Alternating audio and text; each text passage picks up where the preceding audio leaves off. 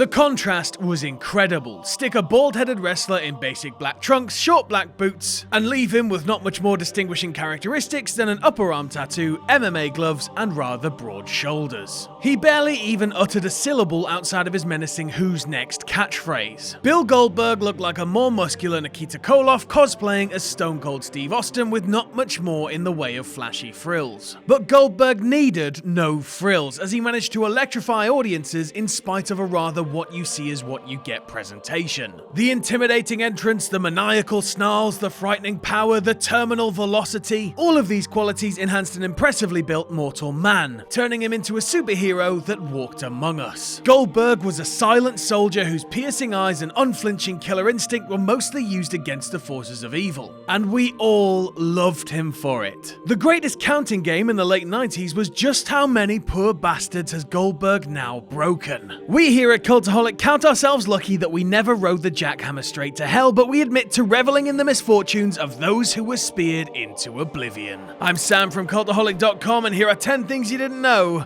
about Goldberg. Join us! Number 10. The Unkindest Cut. Goldberg's devastating spear would seem to indicate a background in American football, and that deduction would be correct. The future multi-time world champion wrestler played college football as a defensive tackle at the University of Georgia before being drafted by the LA Rams in 1990. Injuries would unfortunately derail his football dreams as he bounced around with different NFL teams as well as the Canadian League and World League before spending 3 seasons close to home with the Atlanta Falcons. In 1995, Goldberg was selected in a special expansion draft by the debuting Carolina Panthers franchise. He was the 64th out of 66 players taken in during the roster-filling event. But Goldberg wouldn't have a career anywhere near as prolific as future Panthers Steve Smith, Cam Newton, or Luke Kuechly. In fact, Goldberg holds the dubious distinction of being the first player ever released by the Panthers, due in large part to a severe abdominal tear. Over the past quarter century, thousands of players would be cut by Carolina, and yet their most recognizable cut was probably their original. Number 9. Fancy meeting you. Though the abdominal tear would spell the end of his football career, professional wrestling would soon be in the running. Goldberg's depression would lead him to frequenting different clubs around Atlanta, which led him bumping into the enthusiastic and encouraging Diamond Dallas Page. DDP saw what anybody could see in a hulking brute like Goldberg, and with the help of Sting and Lex Luger, convinced Goldberg to look into wrestling. The funny thing was, Goldberg had already met Luger, and it wasn't a friendly encounter. Per Guy Evans' comprehensive book Nitro, months earlier while rehabilitating his excruciating injury in Atlanta's main event fitness facility, Goldberg thought he was being mocked by several individuals behind him, one of whom happened to be Luger, who was co-owner of the gym. Luger was actually just amusing his friends with a loud and exaggerated grunt that a lifter might make, but Goldberg took the humor to be directed at him and his workout. He turned to Luger and his friends and screamed, "Blow it out your ass." So Goldberg's very first meeting with a WCW wrestler didn't go swimmingly, but fortunately the issue was resolved long before the WCW contingent convinced him to don the tights. Number 8. Clashing with the Titans. When people think of prime Goldberg, they tend to think of the fearsome beast that fired up WCW crowds and roared over every gut-crunching spear and bone-rattling jackhammer. It's difficult to harken back to those late 90s Nitros and Thunders and not think of Goldberg standing tall over yet another crumpled victim. And while WCW had the inside track to sign him, DDP's pitch, him being Atlanta-based and a connection with Eric Bischoff, the truth is that WCW almost blew it. As it turns out, Goldberg very nearly ended up in WWF in 1996. Per the Nitro book, Goldberg was told to call WCW, which he did, only he hadn't heard back from Bischoff or any other WCW representative. Annoyed, he placed a call to Jim Ross, then head of WWE Talent Relations, who Goldberg had known while he was with the Atlanta Falcons. Ross immediately put Goldberg in touch with Vince McMahon, and after negotiating for about a month, Goldberg was on the verge of finalizing an agreement. That's when Bischoff finally slid in on the day that WWE was expecting an answer, and he got Goldberg to sign a deal with WCW. If not for that last-minute call, wrestling history could have been very, very different. Number 7.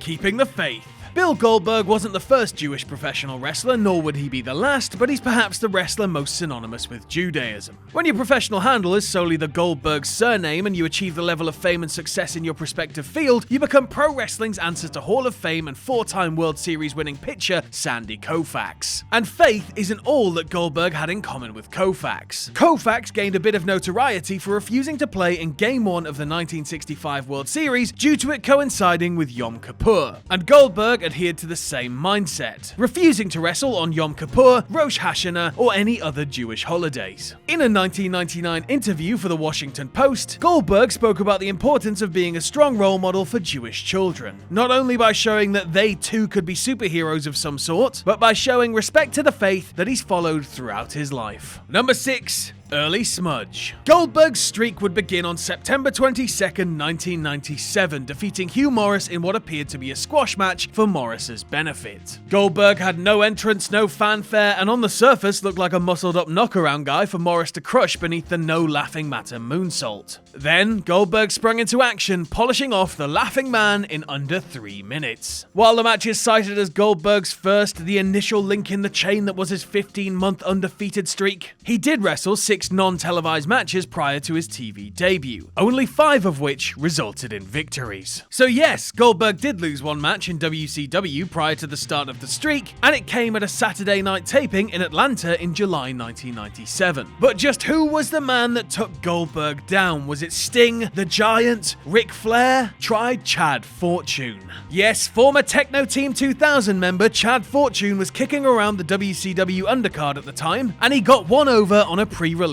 Bill Goldberg. Though the match was certainly moot, and it's a shame because WCW crowds would have had a grand old time chanting Fortune on the downbeat. Number 5, Count 'em Up. Goldberg's long winning streak was definitely impressive as it absorbed championship gold just as much as it won over the WCW fanbase. And fans love having something tangible to get behind, as excited patrons at WCW shows began bringing signs displaying Goldberg's purported in-ring record. 70-0, 100-0, 125-0 and the like would be seen throughout the gallery on Mondays and Thursdays. WCW caught wind of this enthusiasm and began inflating Goldberg's record, adding wins that had not occurred. And this led to a wee bit of confusion. So what was Goldberg's actual record during the streak? Based on research from Cage Match's match database, which factors in TV and pay-per-view matches and house shows alike, Goldberg officially amassed 146 wins from the time he plowed through Hugh Morris up until Scott Hall tased him in his attempt to become the new Mountie. It's still a bit short of WCW's official proclamation that Goldberg was 173-0, but who's going to sneeze at 146-0? It's still a staggering mark, even without the embellishment. Number 4, the value of gold.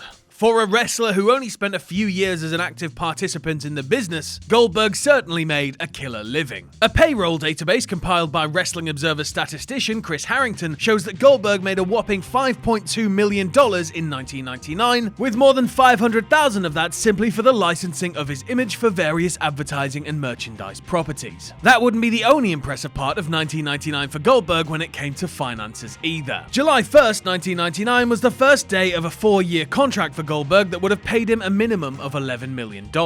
And that's not even counting licensing and merchandising. Had WCW managed to exist until 2003, Goldberg would have made a minimum of $3.5 million that year. The contract also called for him to work no more than 175 days per year, which is less than half of the 365 on the calendar. Suddenly, losing out on the football dream didn't seem so soul-crushing. Number 3, between two terms. Goldberg's final WCW match took place on January 14th, 2001 at the Sin pay-per-view, as he and partner Dwayne Sarge Bruce lost to Lex Luger and Buff Bagwell, a match that resulted in Goldberg having to leave WCW. He would have returned eventually, but the sale of the company assets to WWE threw a wrench into those plans. And American fans wouldn't see Goldberg take to the ring again until 2003, when Demand flattened The Rock at that year's WWE Backlash. In those interim 27 months, Goldberg actually wrestled in 4 matches for All Japan Pro Wrestling, and it's quite an interesting set of bouts. In late August 2002, Goldberg defeated bread enthusiast and head of Bread Club Satoshi Satoshi Kojima in a 4-minute match, before crushing Taiyo Kea the following day in a bout of similar length. That November, he defeated former WCW peer Rick Steiner at All Japan's Wrestle 1 event, and his final All Japan showing came in January 2003, when he teamed with Kaiji Muto to defeat Chronic in an 18-minute match before 45,000 fans at the Tokyo Dome. 18 minutes of Chronic, those poor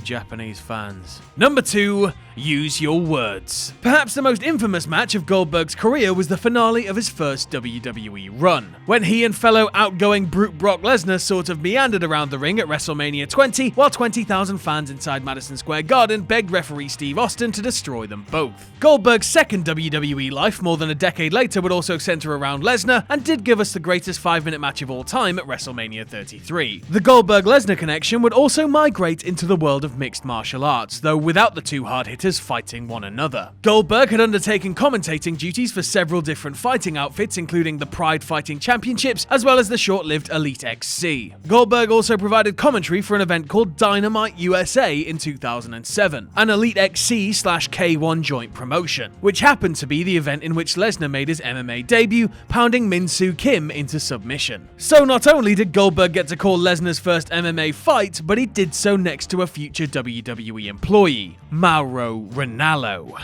That's a whole lot of late 2016 WWE to digest. And number 1, Ageless Wonder. Though he only took part in 4 matches during his last WWE run, said 4 matches were all high-profile clashes at pay-per-views, as WWE did a little better job this time around making Goldberg seem like a monumental deal. In his 3rd match back at the 2017 Fastlane, Goldberg crushed Kevin Owens in 22 seconds to become Universal Champion, which he would then transplant onto Brock Lesnar's waist at WrestleMania 33 just 4 weeks later. The win over Owens made Goldberg just the 2nd person in WWE history to win a recognized men's world title at age 50 or over. And the first was Vince McMahon's fluke win over Triple H in 1999 when the boss was 54. So Goldberg has the distinction of being the first person in WWE history to win a recognized men's world title at age 50 or over after actually executing their finishing move. That is, unless you consider Vince's finisher to be timely outside interference. And even at 50 with a grey goatee, it cannot be denied that Goldberg looked every bit the ferocious and powerful champion that he was nearly 2 decades earlier.